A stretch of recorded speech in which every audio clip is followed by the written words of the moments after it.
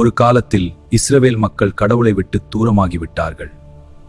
அவர்கள் ஆலயத்திற்கு வந்தார்கள், பலிகள் கொடுத்தார்கள். ஆனா அவர்களின் மனசு கடவுளுடன் இல்லை. அப்போது கடவுள் ஒரு தீர்க்கதரிசியை அனுப்பினார். அவர்தான் மல்கியா. கர்த்தருடைய வார்த்தையை கேளுங்கள், உங்கள் இருதயத்தை திருப்புங்கள். கடவுள் சொன்னார், நான் உங்களை நேசித்தேன். ஆனா மக்கள் கேட்டார்கள், எப்படி?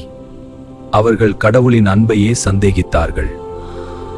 ஆசாரியர்கள் கூட தவறான வழியில் இருந்தார்கள், சிறந்த பலிகளை கொடுக்கவில்லை. கடவுள் கேட்டார், இதை நீங்களே உங்க ஆளுநருக்கு கொடுப்பீர்களா?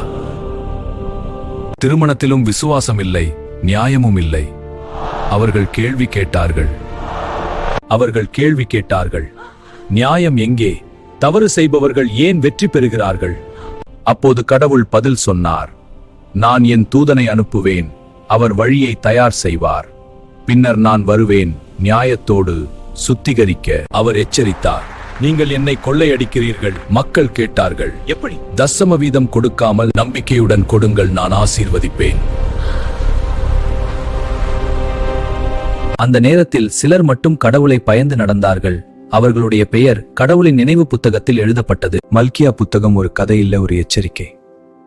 கடவுள் நம்ம நேசிக்கிறார், ஆனா நம்ம வாழ்க்கையும் ஏக்கணும். வெளியில் மட்டும் நல்லவனாக இருக்காதே, உள்ளமும் உண்மையாக இரு. கடவுள் நம்மை நேசிக்கிறார், ஆனா நம்ம வாழ்க்கையும் நேர்மையாக இருக்கணும். மல்கியா ஒரு பழைய கதை இல்லை, இது நமக்கு ஒரு கண்ணாடி. நாம் வெளியில நல்லவர்களா அல்லது உள்ளம் உண்மையா? கடவுள் தண்டிக்க விரும்பவில்லை, அவர் காத்திருக்கிறார் நாம் திரும்ப வர.